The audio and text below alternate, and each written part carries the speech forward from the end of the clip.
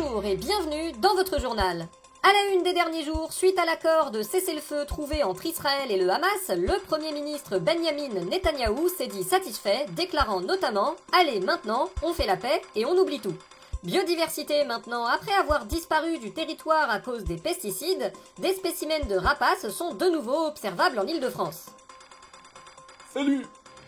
Devant l'Assemblée nationale, le Premier ministre François Bayrou a confirmé le retour d'un budget austéritaire, quoiqu'un peu moins que celui de son prédécesseur, en vantant un effort sans précédent de réduction de la dépense publique. François Bayrou, vous ne craignez pas que ce budget vous mène dans l'impasse ? Non, c'est parfaitement normal et loin des demandes démagogiques et dépensières de l'extrême gauche. L'État, c'est-à-dire moi, prend simplement ses responsabilités. Comme il y a une diminution des recettes, c'est parfaitement normal que nous diminuions le train de vie de l'État, et donc les dépenses. Et ceux qui financent le train de vie de l'État, ce sont les habitants du pays. Ils ont peut-être leur mot à dire, non ?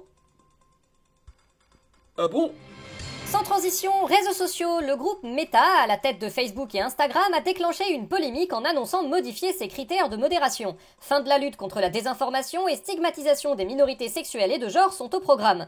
Jean-Michel Financier, vous êtes le vice-président du groupe Meta, comment pouvez-vous justifier un tel revirement ? Quel revirement ? Pourquoi vous me parlez de revirement ? Eh bien, jusqu'ici, Facebook et Instagram affichaient plutôt un discours de défense des droits des minorités, non ?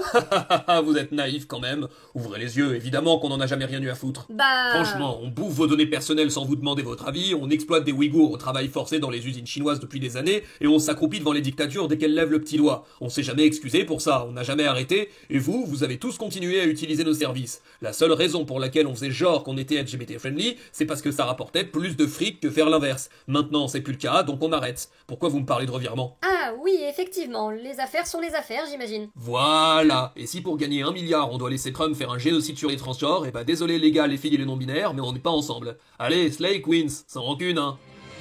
Culture maintenant, la ministre Rachida Dati a promis un accompagnement de l'État face aux coupes budgétaires au niveau national.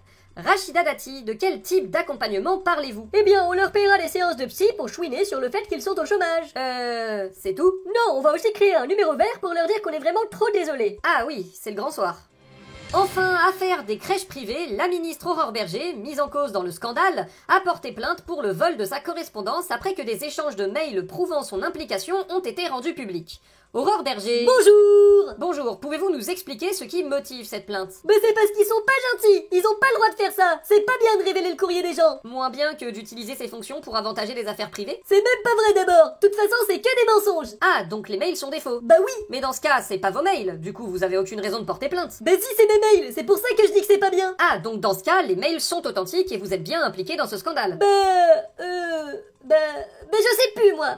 Dans le contexte difficile des finances publiques, la question d'aller chercher l'argent chez les foyers les plus aisés se pose de nouveau. Une mesure anti-optimisation fiscale ciblant les plus riches serait à l'étude du côté de Matignon.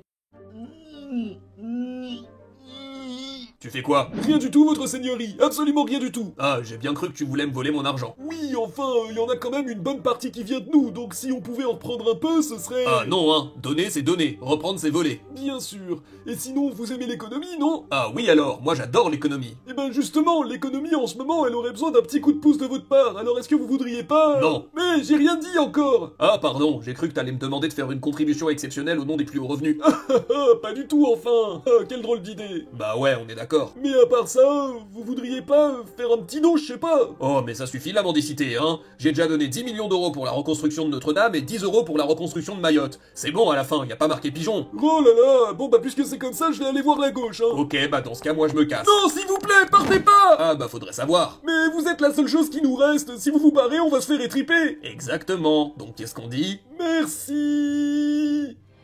Pour notre entretien du jour, nous nous retrouvons avec le premier secrétaire du Parti Socialiste, Olivier Faure. Olivier Faure, bonjour. Bonjour. Olivier Faure, l'évolution de votre position sur la censure ou non du gouvernement Bayrou a été assez imprévisible. Est-ce que vous pouvez la préciser ?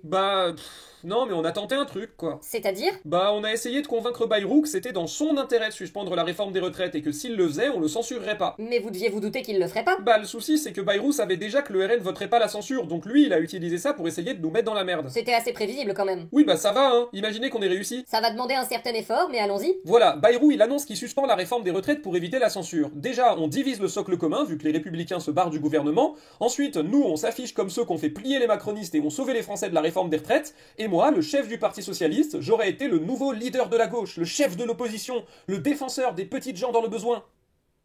Ouais, en somme, vous vous êtes fait des films. Oh, c'est bon. Après tout, la censure est symbolique, donc vous pouvez bien les laisser s'y croire un peu. Nous vous souhaitons une soirée. À bientôt.